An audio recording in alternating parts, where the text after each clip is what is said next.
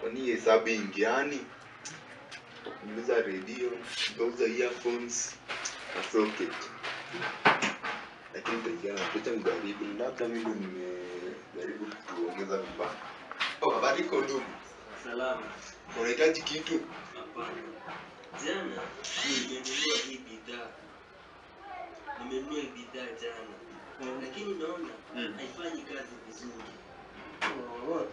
Jana tu nimekujaribishia nikaona inafanya. Hivyo. Hii radio. Lakini ni tosa.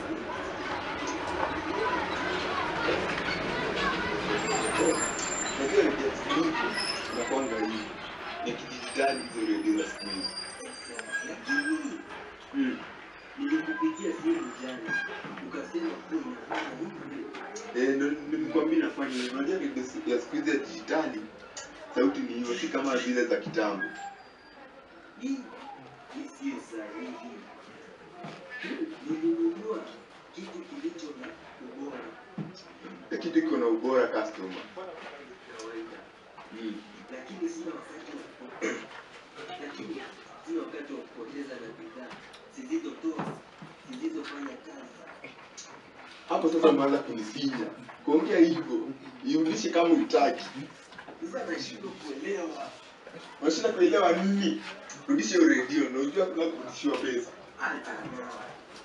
Kama kuna tatizo, basi tufanye marekebisho. Marekebisho hakuna, ulishaanza kugombana, sasa wewe rudisha hiyo radio na hakuna pesa. Yaani ushaikitumia.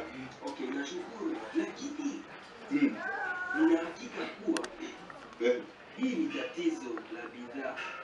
Si tatizo la bidhaa. Nimekwambia bidhaa za siku hizi za dijitali huwa hivyo. Ningependa kuona hilo litokee kwa haraka. Sasa hapo sijui nakusaidiaje ndugu. Hakikisha hii linarekebishwa. Sina muda. Hiyo radio iko sawa. Sina muda ndugu. Usiniambie hivyo tena. Ndugu bana umenisinya.